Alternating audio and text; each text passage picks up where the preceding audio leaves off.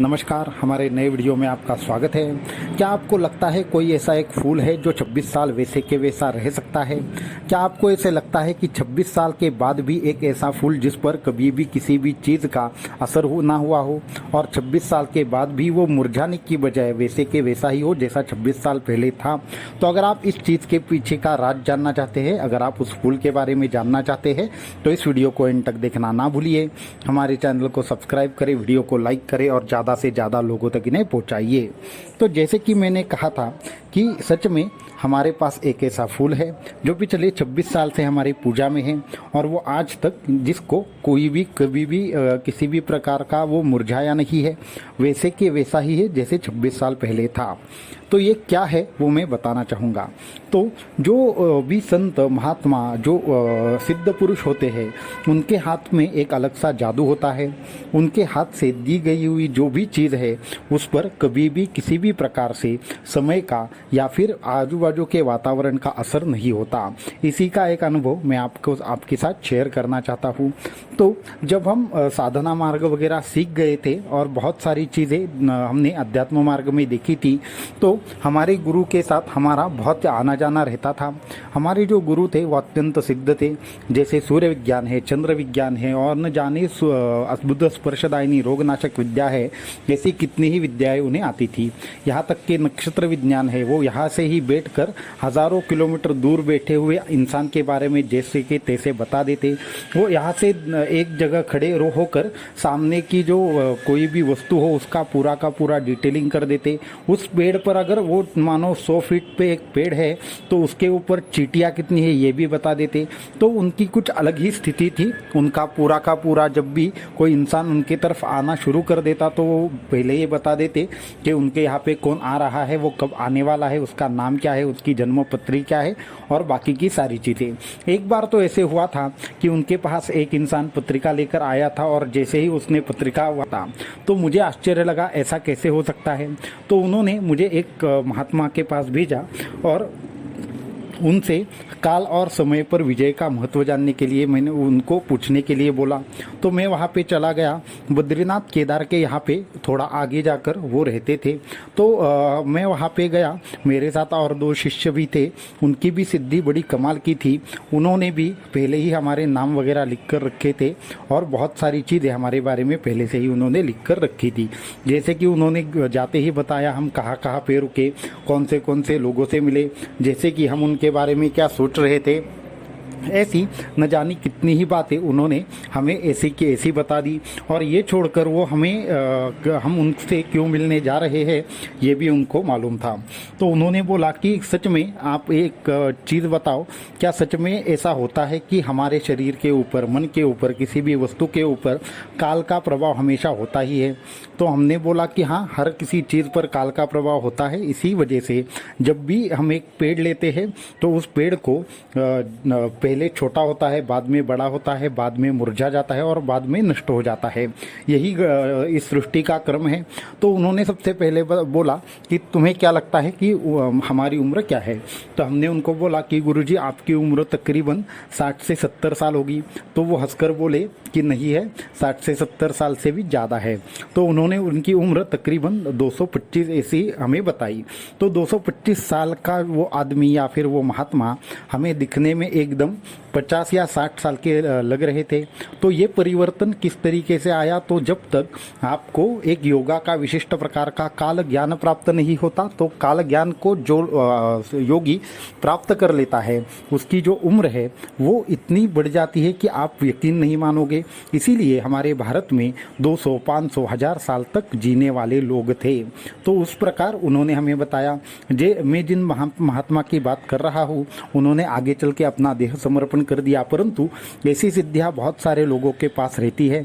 उसमें से एक देवराह बाबा भी थे। देवराह बाबा के बारे में आपको मालूम होगा कि उनकी भी उम्र इसी तरीके से तकरीबन लोग बोलते हैं, कुछ 125 साल बोलते हैं, कुछ 200 साल बोलते हैं, कोई लोग 300 साल बोलते हैं। यहाँ तक के एक योगी को हम और एक भी जानते हैं जिनकी उम्र तकरीबन 500 से ज़्यादा साल है। ज्ञानगंज में तो हमने ऐसे लोग भी देखे हैं कि जिनकी उम्र तकरीबन 700 से 800 सालों तक आवश्यक है। तो ऐसे जो भी इस निसर्ग में चमत्कार होते हैं उनके बारे में हमें पता नहीं होता, तो फिर हम अपने सब्जेक्ट की ओर जाते हैं, नहीं तो ये सब्जेक्ट और ही कहीं चला जाएगा। तो इस तरीके से जो भी चीज़ उन्होंने बताई वो कुछ इस प्रकार थी। तो उन्होंने हमें हंसकर बोला कि ऐसा नहीं होता है, हर किसी चीज़ के ऊपर समय का असर नहीं होता, समय का असर सिर्फ उनके ही चीज़ों पर होता है जो अज्ञान में जीते हैं। अगर सच्चा ज्ञानी अगर चाहे तो उसके ऊपर, उसके जो एज के ऊपर, उसके शरीर के ऊपर कभी भी किसी भी चीज़ का परिणाम नहीं होता। तो उन्होंने मुझे एक पदार्थ दिखाया, तो फिर उन्होंने बोला कि ये पदार्थ चख कर देखो। तो फिर मैंने उसको चख कर देखा और उन्होंने बोला कि अभी आपको 8 दिन यही रहना है और रोज आपको इस पदार्थ में थोड़ा थोड़ा रोज ग्रहण करके देखना है। मैंने बोला ठीक है, चलेगा। तो मुझे तो यही अंदाज़ा था कि वो 2 या 3 दिन में खराब होना चाहिए। वो एक प्रकार से कुछ मीठा पदार्थ था, वो मुझे क्या था वो मैं ठीक से नहीं बता पाऊँगा क्योंकि उसकी कुछ अलग ही टेस्ट थी। तो फिर मैंने दूसरे दिन हम गए, वहाँ पे वो थोड़ा सा और प्रसाद ग्रहण किया, तो वो कल के ही जितना मीठा और कल के ही जितना ताज़ा लग रहा था। फिर ऐसा 5 या 6 दिन हुआ और एक और आश्चर्य की बात मैं आपके साथ करना चाहता हूँ कि उस पदार्थ की जो क्वांटिटी थी, जितनी भी उसकी जिस भी वो बर्तन में रखा था, उस पदार्थ को हम 5 लोग खा रहे थे और न जाने कितने लोग खा रहे थे, लेकिन वो उतना का उतना ही था। तो ये सारी चीज़ें देखकर हम अचंभित हो गए।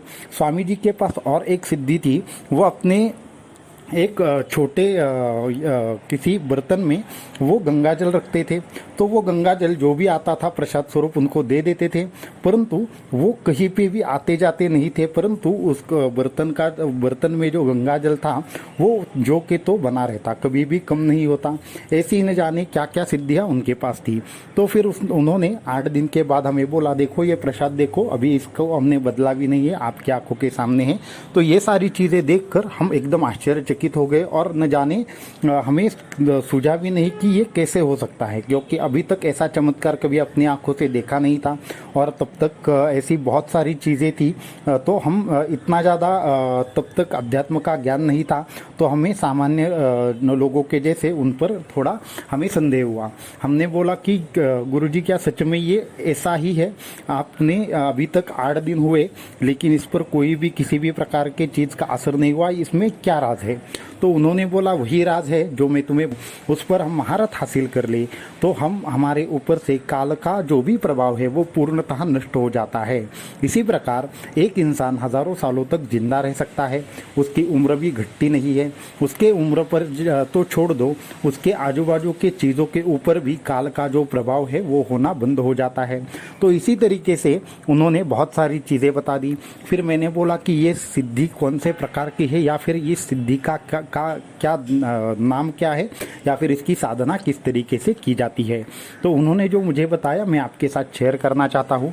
तो उन्होंने बताया कि हमारा जो आज्ञा चक्र होता है, आज्ञा चक्र के बाद हमारी प्राण शक्ति का एक विशिष्ट प्रकार से चक्र होता है और उस चक्र की वजह से हमारे शरीर पर काल का असर होता है। ये एक बात है।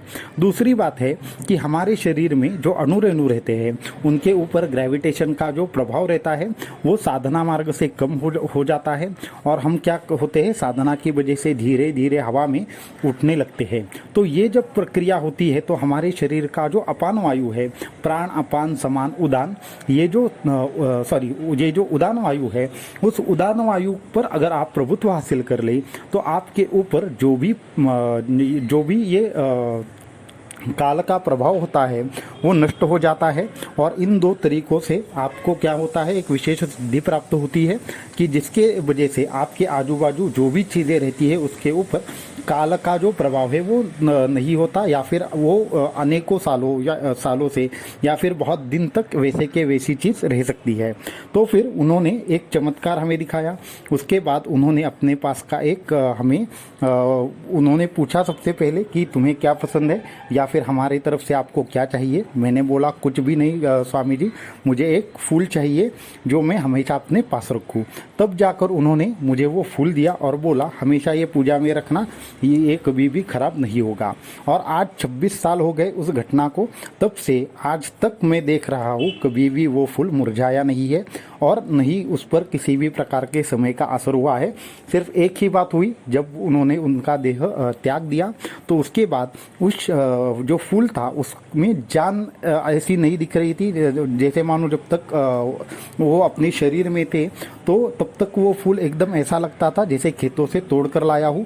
परंतु उनके साथ ही उस फूल की सुगंध चली गई, परंतु बाकी की जो भी चीज़ है वो वैसी की वैसी ही आज भी बरकरार है। इस तरीके से काल के अतीत भी बहुत सारे महात्मा रहते हैं।